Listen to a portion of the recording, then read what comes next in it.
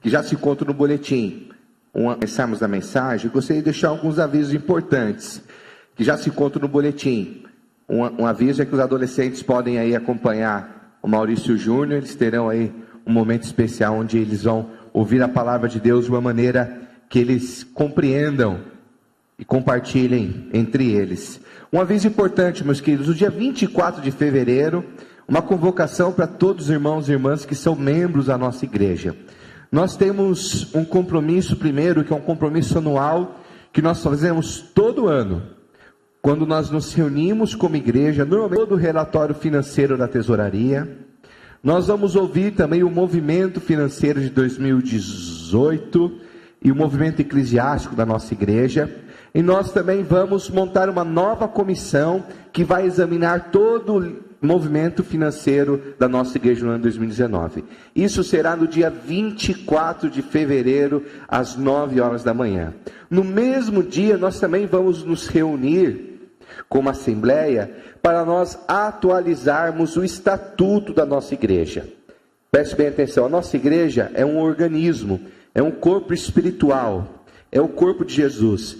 Mas a nossa igreja também é uma organização, é uma pessoa jurídica, funciona com estatuto registrado lá no cartório. E a nossa denominação, pelo nosso relacionamento com o cartório, banco, fosse melhor, então existem algumas atualizações do nosso estatuto e nós faremos nesse dia, no dia 24 de fevereiro, tá bom? A convocação se encontra aí no boletim e eu queria contar muito com a sua presença. Último aviso que queria deixar para vocês nessa noite: os nossos grupos familiares, nessa semana, como está no boletim já há algum tempo, nós vamos ter um grande encontro dos grupos familiares nessa quarta-feira, dia 6 de fevereiro, às 8 horas, tá bom? Vai ser um momento para nós nos animarmos, para mais um ano 2019, nós desenvolvemos esse importante ministério da nossa igreja, que são os grupos familiares. Os líderes, todos aqueles que participam de um grupo familiar, poderão participar. Tudo bem? Acompanhe aí os demais avisos no boletim da nossa igreja. Vamos preparar para a mensagem? Vamos? Você pode fechar os seus olhos? Eu vou te dar essa oportunidade de você conversar com Deus. Peça para que Ele fale com você nessa noite. Peça para que o Espírito Santo toque o seu ser com poder, com graça. Tenha você esse momento a sós com o Senhor.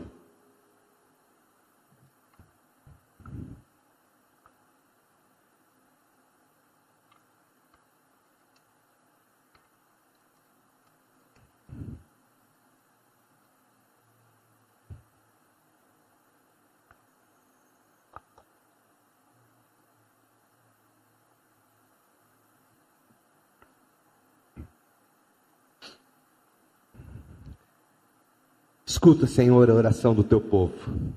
Nós temos sede de ti como terra seca, anseia por chuva.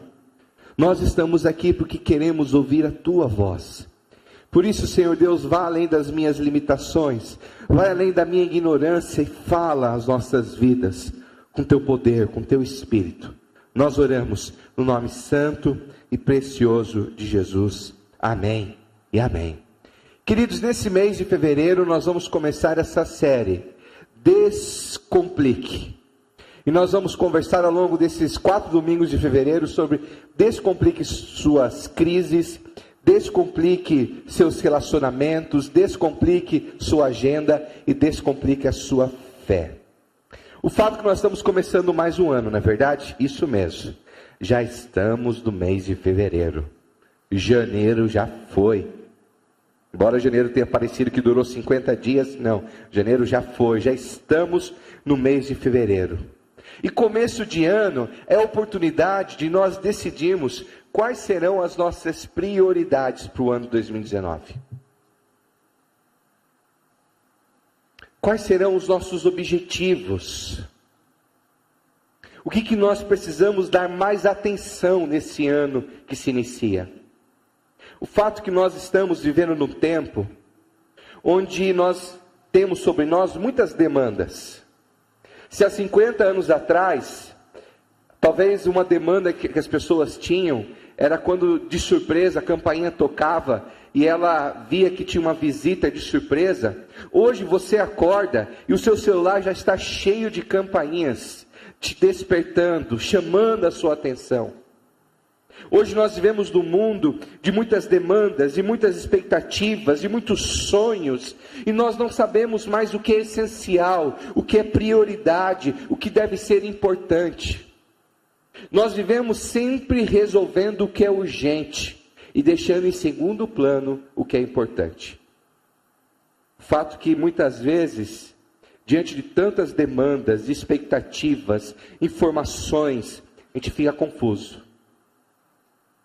A gente já não sabe mais qual é o alvo, qual é o propósito maior da nossa vida. Diante dessa confusão, a gente acaba comprometendo áreas importantíssimas da nossa vida. Uma dessas áreas é a nossa vida profissional. Muita gente conectada pelo celular, redes sociais, no lugar de ter foco no trabalho, no lugar de trabalhar com excelência, muitas vezes se perde com tantas informações, comunicações, mensagens. Não só isso, mas os nossos relacionamentos também. É tão interessante que as pessoas dizem: eu vivo para trabalhar por causa da minha família. Eu me mato no trabalho por causa da minha família. Mas quando chega em casa, a primeira coisa que essa pessoa vai fazer, vai para frente de um celular ou de uma televisão. É tão interessante que nós assistimos nos Facebooks da vida manifestações tão calorosas de amor, adolescentes, jovens dizendo: minha mãe é tudo, mas quando chega em casa se tranca no quarto e fica com o celular. Sim, nós estamos comprometendo a qualidade dos nossos relacionamentos, porque não sabemos quais são as nossas prioridades. Se já não temos tempo para viver relacionamentos com qualidade, imagina ainda cuidar do corpo, cuidar da saúde. Eu me incluo nessa. Fazer caminhada, ai, não tenho tempo. Comer bem, não, a minha vida é tão corrida, eu como o que dá para comer. Só que chega um momento, a pessoa recebe um atestado médico, que diz: olha, você está precisando fazer uma caminhada, senão você vai morrer, parada cardíaca. E a pessoa arruma tempo. Não é que ela não tinha tempo, mas ela não considerava o cuidar do corpo e da saúde prioridade. A pessoa come o que quer. Ai meu Deus, eu sei o que é isso. Até que de repente vem um atestado: ó, você está com diabetes, você está com glicose alta, você está com pressão alta, e a pessoa começa a se alimentar corretamente. Não é que ela não tinha tempo, mas ela não dava prioridade para o cuidado de si mesma. Se as pessoas não têm tempo para relacionamento, se as pessoas não têm tempo para cuidar delas mesmas, uma outra coisa que fica muitas vezes em segundo plano, para não falar em último, é o cuidado espiritual. Ter tempo com Deus de qualidade durante o dia já é uma luta conseguir no domingo. Quais são as suas prioridades? Nós precisamos descomplicar a nossa vida e precisamos colocar ela no rumo certo. E hoje nós vamos falar sobre as nossas crises. Abra a sua Bíblia comigo então na carta de Tiago, vamos lá? Carta de Tiago, nós vamos ler o primeiro capítulo, do primeiro verso até o verso número 12.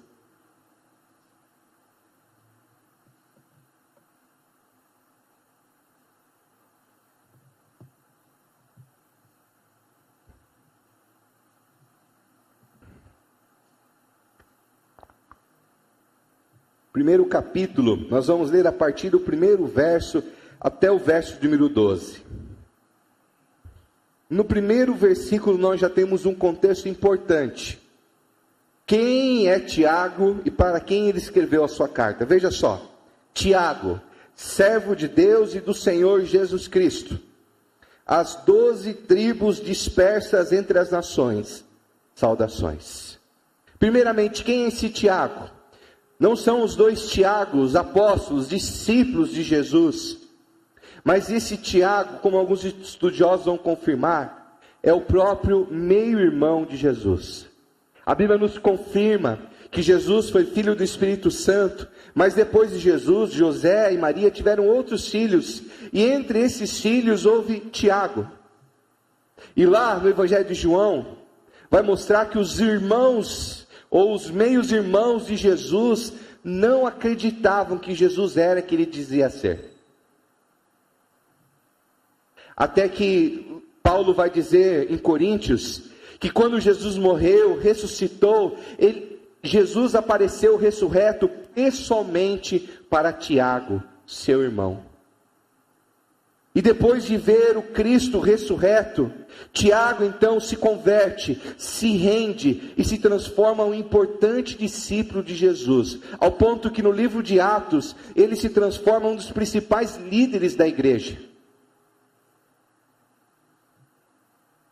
É tão interessante que quando Tiago vai se apresentar, ele não se apresenta dizendo que ele é irmão de Jesus, porque eu fico imaginando, quando você se conversa com alguma pessoa que não te conhece, você usa referência a alguém que você conhece, que é mais conhecida. Ah, eu sou fulano, parente de Beltrano. Ah, eu sou conhecido, eu sou amigo daquela pessoa. E Tiago vai dizer, Tiago, servo de Deus e do Senhor Jesus Cristo. Essa palavra servo, no grego é doulos, que significa escravo. Tiago vai se dizer, olha, o que eu sou, o que eu faço, talvez eu sou um profissional, um carpinteiro, um pescador, mas o que eu sou um escravo, eu sou um servo de Jesus Cristo. E para quem ele escreveu, meus queridos? Ele escreveu para os cristãos dispersos. Lá no livro de Atos, depois que Estevão, um dos diáconos eleitos pela igreja, começou a ser perseguido e morto, apedrejado, os judeus começaram a perseguir os cristãos, e por causa dessa forte perseguição, os cristãos saíram de Israel, de Jerusalém, e se espalharam por todo o Império Romano. Olha que interessante, Tiago está escrevendo para os refugiados cristãos, refugiados que tiveram que abandonar seu lar, abandonar sua família, abandonar sua nação, porque estavam sendo perseguidos por causa da fé em Jesus, e agora estavam vivendo em lugares distantes, e ainda assim vivendo sob forte perseguição, porque eram cristãos. Ah, meus queridos, nisso aqui a gente já vê uma incoerência com o que muito se prega nas igrejas. Se prega um triunfalismo, que ser discípulo de Jesus, tudo vai dar certo na sua vida. Se prega que se você crê em Jesus, a sua vida só vai dar tudo certo. Mas a epístola de Tiago vai ser escrita para um povo que por causa do nome de Jesus estava sofrendo, estava sendo perseguido, estava passando por forte dificuldade.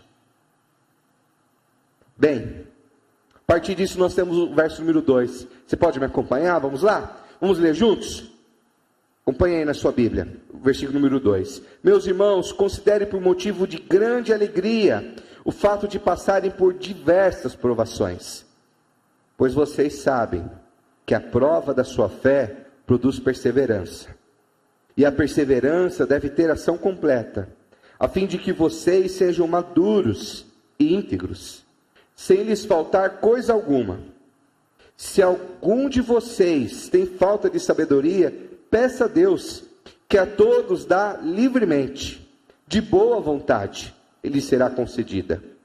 Peça, porém, com fé, sem duvidar, pois aquele que duvida é semelhante à onda do mar, levada e agitada pelo vento. Não pense tal pessoa que receberá coisa alguma do Senhor, pois tem mente dividida e instável em tudo o que faz. O irmão de condição humilde deve orgulhar-se quando estiver em elevada posição. E o rico deve orgulhar-se caso passe a viver em humildade. Porque o rico passará como a flor do campo. Pois o sol se levanta, traz o calor e seca a planta. Cai então a sua flor e a sua beleza é destruída. Da mesma forma, o rico murchará em meio aos seus afazeres. Eu vou abrir um parêntese. Tiago está falando logo no seu primeiro capítulo sobre a brevidade da vida. A vida é um sopro para todos, ricos, pobres. A vida se passa muito rápido, muito mais rápido do que nós imaginamos. E ele termina com o versículo número 12 dizendo assim: feliz é o homem que persevera na provação. Ou melhor, feliz é o homem, a mulher, feliz é o adolescente, o jovem, feliz é o ser humano que persevera na provação, porque depois de aprovado, receberá a coroa da vida que Deus prometeu aos que o amam. Preste bem atenção. Para descomplicar as suas crises, enfrente as suas crises, não como ponto final, mas como uma parte do caminho. A sua crise não é um ponto final. A sua crise não é um ponto de chegada. A sua crise faz parte do caminho da jornada da vida. Olha só o que o texto vai dizer no segundo verso que nós lemos: meus irmãos, considerem o motivo de grande alegria o fato de passarem por diversas provações. Sim, meus queridos, em algum momento talvez o cristianismo se confundiu, em alguns momentos nós perdemos a orientação bíblica, mas o próprio Jesus, quando pregou o Sermão do Monte, logo no começo, nas bem-aventuranças, ele disse: bem-aventurados sois, se por meu nome forem perseguidos, bem-aventurados sois, se por meu nome sofrerem. Sim, Jesus desde no início, ele disse: olha, a vida aqui nós vamos passar, em alguns momentos da nossa vida, iremos passar por tribulações e provações. Depois lá em João, ele vai dizer: tende bom ânimo, eu venci o mundo. Mas antes ele diz: no mundo tereis aflições. Sim, meus queridos, as aflições, as provações, situações externas, que muitas vezes nos pressionam, que muitas vezes nos incomodam, que muitas vezes como fogo arde, queima, machuca. Essas tribulações, elas são passageiras. Nós vamos passar por elas. Nós vamos superá-las. Nós vamos ultrapassá-las. Nós não precisamos pensar que o sofrimento que nós estamos vivendo nesse momento vai ser eterno. Nós precisamos entender que é uma parte da vida e nós vamos passar, nós vamos superar, nós vamos continuar. Nada é eterno. A dor não é eterna. A noite não é eterna. O medo não é eterno. Muitas vezes no medo surge a esperança. Da dor existe o alívio. Na mais escura trevas existe o mais belo amanhecer. Todos nós iremos passar sim por tribulações. Alguns passarão por essas tribulações com um avião rápido. Alguns vão passar com um carro. Outros vão passar andando. Outros vão passar de joelho.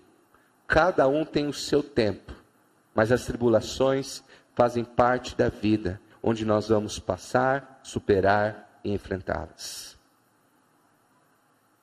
Mas o próprio Tiago ainda vai dizer, e no versículo de número 4, o seguinte: a fim de que vocês sejam maduros e íntegros, sem lhe faltar coisa alguma. Preste bem atenção, para descomplicar as suas crises, enfrente elas com convicção de que existe um propósito transformador. Sim, meus queridos, Tiago vai dizer: olha, essa provação que vocês estão enfrentando, vocês podem crer e confiar que Deus é soberano e que Ele pode usar essa dor, esse sofrimento com um propósito benéfico na sua vida. Ele vai dizer: olha, essa provação que vocês estão enfrentando não está trabalhando contra vocês. Essa dificuldade que vocês estão enfrentando não é contra vocês, mas essa crise que vocês estão enfrentando é a favor de vocês, para que através dessa provação, o seu coração seja lapidado, o seu coração seja transformado, o seu coração seja modelado e se transforme mais íntegro, em caráter mais parecido com Jesus. um autor que eu gosto muito, John Ortberg, ele vai dizer o seguinte: a vontade fundamental de Deus para a sua vida não tem a ver com o endereço residencial, com o fato de você ser ou não casado, com o tamanho de sua renda, mas a vontade de Deus para a sua vida tem a ver com a pessoa que você vem a ser. A vontade primária de Deus para a sua vida é que você se torne uma pessoa de excelente caráter. Sim, a prioridade de Deus com a sua vida não é fazer você feliz. A prioridade de Deus com a sua vida não é realizar os seus mais diversos sonhos. A prioridade de Deus para a sua vida é quem você está se tornando. É o seu caráter, é a sua integridade. Deus está comprometido em transformar o seu coração em um coração parecido com Jesus. Então Ele vai usar as provações, vai usar as dificuldades, vai lutar as lutas, para que o propósito essencial de Deus em nossas vidas se realize, e que nós, em meio ao fogo, às dificuldades, sejamos dia após dia, lapidados por Deus, para sermos parecidos com o caráter perfeito de Jesus. Existem vários tipos de sofrimento. Existem sofrimentos que Deus é o autor. Sim, existe sofrimento que Deus é o autor. Às vezes Deus nos disciplina, às vezes Deus coloca situações na nossa vida para que a gente tire lições. Na escola, primeiro você aprende a lição, depois vem a prova. Com Deus, às vezes, primeiro vem a prova, depois vem a lição. Mas existem sofrimentos na vida que não tem nada a ver com Deus, mas tem a ver com a vida que nós vivemos aqui. A vida que nós vivemos aqui é marcada por perdas, morte, enfermidade. Eu não sei se o seu sofrimento, Deus é o autor, se esses sofrimentos são características dessa vida que nós vivemos. O que eu sei é que Deus pode usar qualquer situação para o seu bem. É isso que Romanos vai dizer, que todas as coisas cooperam para o bem daqueles que amam a Deus. Sim, Deus é capaz de usar todo sofrimento, toda aprovação e transformar isso em benefício em nossas vidas. Mas João, toda aprovação na nossa vida produz um coração maduro? Ou toda pessoa que passa por uma aprovação se transforma em uma pessoa madura? Não. Porque o que vai tornar você maduro é a maneira que você atravessa as provações. E é tão interessante que a sabedoria bíblica, porque a carta de Tiago, ela é conhecida como Provérbios do Novo Testamento. A sabedoria bíblica nos diz que as dificuldades fazem parte da vida para nos amadurecer, para a gente crescer. Mas existe uma geração de homens e mulheres que passaram por privações da vida, passaram por dificuldades, e aí quando tiveram os filhos, disseram para si mesmos: os meus filhos não irão passar pelas mesmas privações que eu passei. Os meus filhos não irão passar pelas mesmas dificuldades que eu passei. Os meus filhos não irão passar pelas mesmas perdas que eu passei. Aí sabe o que acontece? Surge uma geração protegida, uma geração mantida no aquário, uma geração que vive dentro de uma bolha, e quando ouve um não, entra em depressão. Quando passa por a primeira dificuldade na vida, já acha que o mundo vai acabar. Porque não entende, sim, as noites não dormidas pelas dificuldades da vida, as preocupações, aquele boleto que nós estamos tentando pagar, tudo isso, irmãos, faz parte da vida madura de qualquer ser humano. Que Deus usa, sim, essas dificuldades para a gente crescer. Bem, mas como passar por elas, para que de fato possamos alcançar um coração íntegro e maduro? E o texto continua, e eu queria ler com vocês, então, voltar lá para o verso número 2. Enfrente suas crises com uma disposição de crescer. Essa é a diferença. Provações, dificuldades, não é a garantia de maturidade. Mas o que pode trazer maturidade em nossa vida é a disposição no nosso coração de como enfrentá-las. Você já lidou com aquelas pessoas que passaram por dificuldades, com perdas. Você pega essas duas pessoas, uma pessoa que já passou por tantas dificuldades e perdas, tem um coração agradecido. É uma pessoa leve, é uma pessoa madura. Mas às vezes uma pessoa que passou pelas mesmas dificuldades, e você coloca ela do lado, você vai perceber que ela é diferente. Que ela é amargurada, depressiva, rancorosa. Mas espera aí, as duas passaram pelos mesmos problemas. Por que uma ficou mais leve, amadurecida, e por que a outra ficou mais amargurada, entristecida? A diferença é como nós enfrentamos as dificuldades. Qual é a sua disposição? Porque essa palavra aqui no versículo 2, considerem, no grego é a mesma tradução literal para controle. É como se nós devemos controlar as dificuldades, porque tem gente que passa por problemas e permite que esses problemas a controlem. Passa pelo desemprego, pronto. Aquela crise controla a pessoa fica irada, ansiosa. Passa por uma enfermidade, aquilo controla ela. Ela já não quer mais falar com Deus, está amargurada. Preste bem atenção. Não são as situações que devem controlar o nosso coração. Mas nós, com a sabedoria que vem de Deus, é isso que o texto vai dizer, peça sabedoria, é nós que devemos usar as situações difíceis, para que através dessas situações, possamos tirar pérolas. Para que através das situações, a gente possa crescer. Para que através dessas situações difíceis, a gente possa amadurecer. Com qual disposição você está enfrentando as suas crises? Você é alguém que está murmurando, lamentando, reclamando, se achando o abandonado e o rejeitado de Deus, por Deus? Ou você é aquela pessoa que enfrenta as crises com aquela disposição? Eu vou crescer, eu vou amadurecer, eu vou tirar uma pérola dessa situação.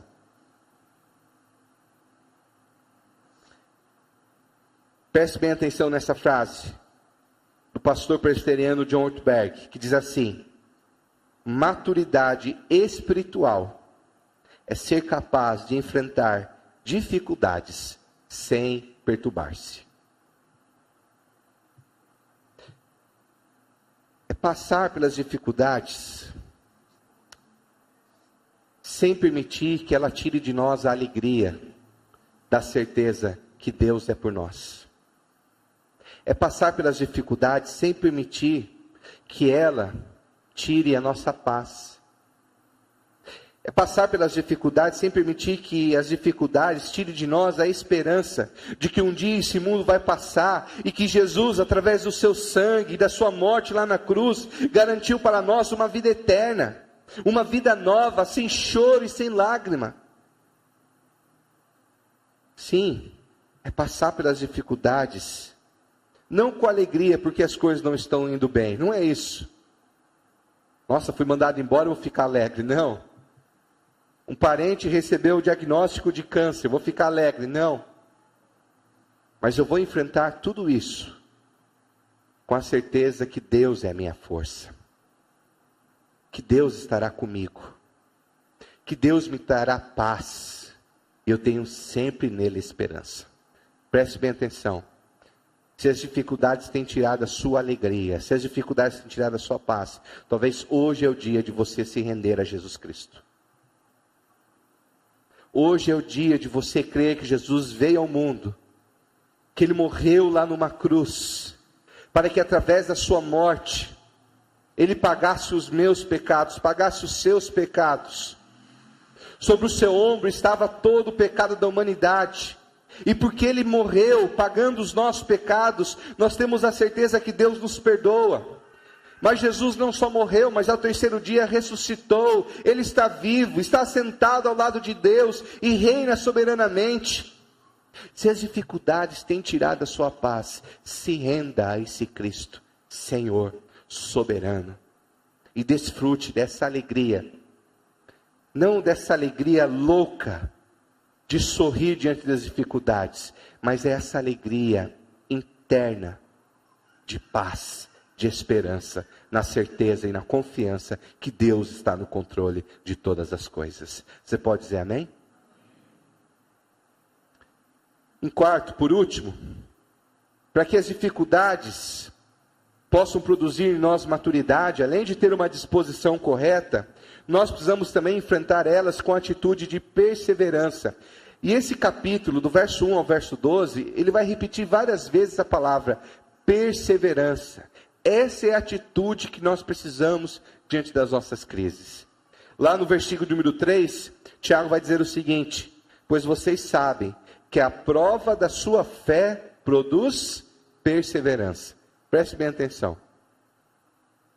É fácil falar que nós temos fé em Deus quando nós já estamos dentro de um culto, onde tudo parece acontecer numa ordem, onde Deus se faz presente. Mas a nossa fé vai se mostrar real é lá na segunda-feira, quando o calo apertar. É lá na segunda-feira, quando o boleto chegar na nossa caixa de correspondência. É lá na segunda-feira, quando nós enfrentamos aquela crise no trabalho.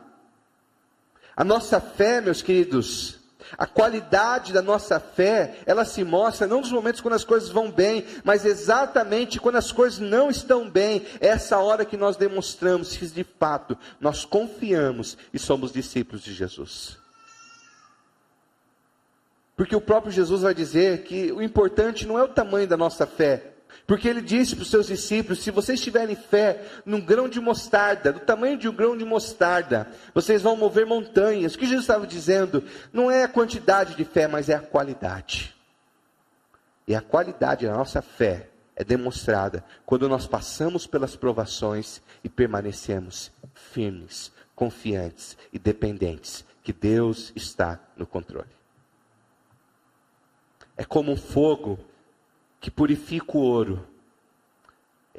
É na hora do fogo que nós vamos demonstrar se essa fé é ouro ou é plástico. Qual é a qualidade da sua fé? A sua fé é uma fé de qualidade? Que tipo de fé você tem demonstrado diante das tribulações? A perseverança também ela é importante, meus queridos, porque a perseverança nos leva a uma ação completa. No versículo número 4 vai dizer o seguinte: a perseverança deve ter ação completa. Tiago está querendo dizer, nós devemos ser perseverantes, devemos ser firmes, devemos permanecer. Sabe por quê? Começo de ano é aquele momento na nossa vida que a gente começa um monte de projeto, não é verdade? Esse ano eu vou voltar para a academia. Você paga até 3 meses. O Benedito falou que não vai, né? Ele já saiu dessa fase, né, Benedito? Maduro. Mas começo de ano é aquele período da vida que a gente promete muita coisa. Mas passa já alguns meses, a gente já abandonou muitos projetos.